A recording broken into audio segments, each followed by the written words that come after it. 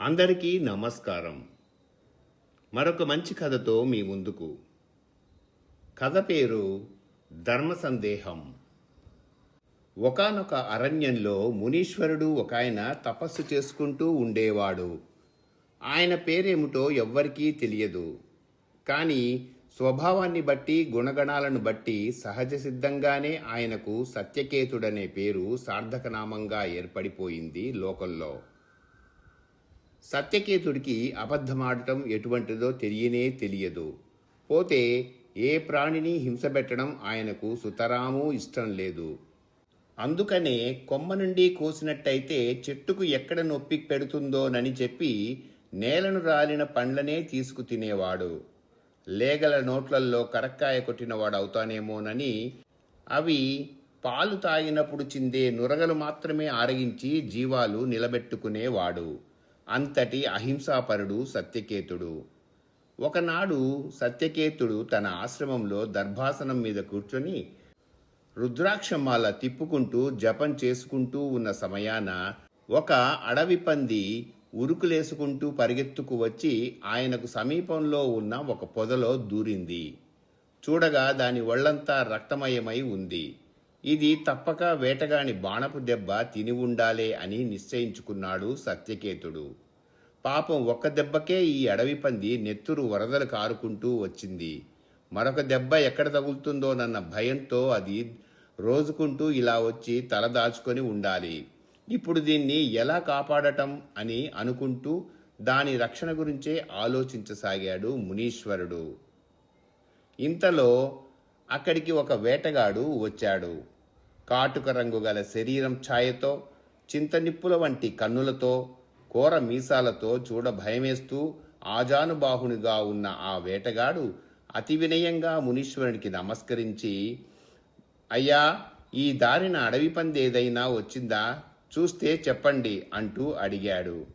ఆయన ఏమీ మాట్లాడకపోయేసరికి వేటగాడు మళ్ళీ, గురువుగారు, పొద్దుటే లేచి ఎవరి ముఖం చూచానో కానీ ఇవాళ అడవంతా తిరిగినా కూడా ఒక్క జంతువు కనబడలేదండి. ప్రాణం విసిగి ఇక పోదామా అనుకునే వేళకి నా అదృష్టం బాగుండి ఈ పంది కనపడిందండి. కానీ ఏం లాభం? బాణం దెబ్బకు పడక తప్పిపోయి అది ఇటు వచ్చేసిందండి. దీన్ని కొట్టి మాంసం పట్టుకు వెళ్ళి అమ్ముకు వస్తేనే నా పెళ్ళాం బిడ్డలకు కూడు దొరుకుతుంది, లేకుంటే లేదు. ఇప్పటికీ 3 రోజులయ్యాయే తిండి లేక. మేమందరం పస్తులే ఉంటున్నామండి. ఇది దొరికితేనే తప్ప ఇవాళ కూడా మేము ఆకటి కడుపులతో మాడి ఉండవలసిందే అంటూ తన సంసార బాధలు చెప్పుకొని దీనంగా మొరబెట్టుకున్నాడు. ఇంతవరకు పంది అవస్థ చూచి జాలిపడిన సత్యకేతుడు వేటగాని ఆవేదన చూచి మరింతగా మనసు నీరైపోజొచ్చింది. అయితే ఏమిటి చేయడం?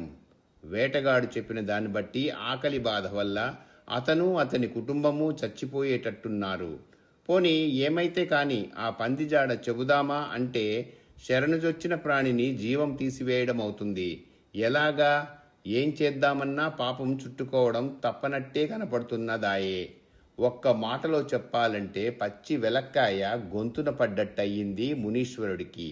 అటు ఆ పందికి గాని ఇప్పుడు వచ్చి మొరబెట్టుకున్న వేటగానికి కానీ హింస జరగటము సత్యకేతునికి ఎంత మాత్రమూ మనస్కరించటం లేదు.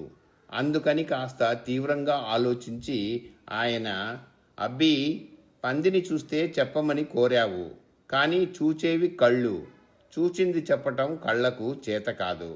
ఒక్క నోటికి మాత్రమే మాట చెప్పగల శక్తి ఉంది. అయితే ఏం లాభం? నోరు చూడలేదు. చూడండి ఈ నోరు ఏం చెబుతుంది అని వేటగానికి జవాబు చెప్పాడు.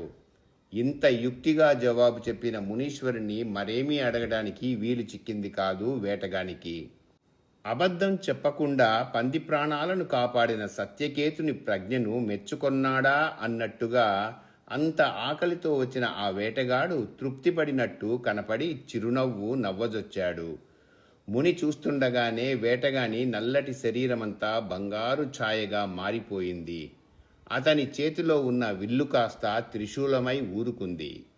విరబోసుకొని ఉన్న అతని జుట్టు ముడి ఏర్పడి ఆ ముడిలో గంగాదేవి, చందమామ కనబడ్డారు. ఇంకా సందేహమేమిటి? సాక్షాత్తు ఆ పరమేశ్వరుడే ఈ రూపంలో నాకు దర్శనమిచ్చాడు. ఎంత అదృష్టం అనుకుంటూ సత్యకేతుడు ఆ దివ్య సుందరమూర్తికి సాష్టాంగపడ్డాడు.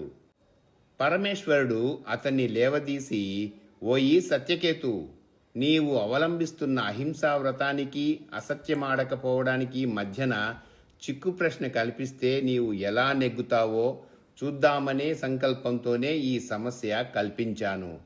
నీ బుద్ధిబలం వల్ల సత్యవ్రతాన్ని అహింసావ్రతాన్ని కూడా చక్కగా కాపాడుకున్నావు. ధర్మం నిలబెట్టావు, పరీక్షలో నెగ్గావు అని సంతోషాన్ని తెలియపరిచాడు.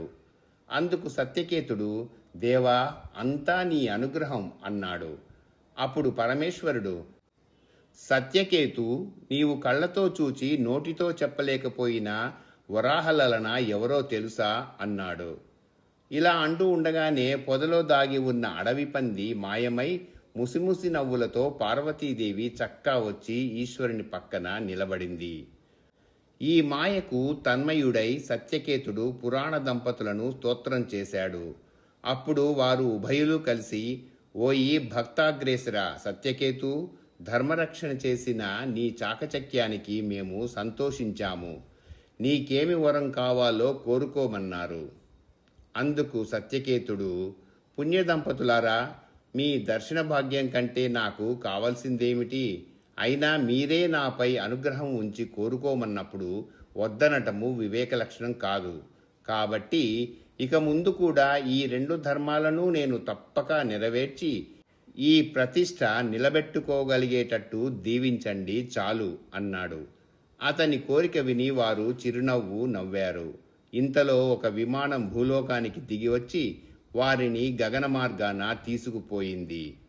ఆనాటి నుంచి సత్యకేతుడు జీవితాంతం వరకు తను సత్య అహింసావ్రతాలను నెరవేర్చడమే కాక తన ఆశ్రమంలో శిష్యగణానికంతటికీ ఈ సుగుణాల యొక్క ప్రభావాన్ని బోధ చేసి తరించాడు. ఇంతటితో కథ సమాప్తం. ఈ కథ మీకు నచ్చినట్టయితే లైక్ చేయండి, కామెంట్ చేయండి, తప్పకుండా షేర్ చేయండి, మర్చిపోకుండా సబ్స్క్రైబ్ చేయండి. అందరికీ ధన్యవాదాలు. ఇక సెలవు.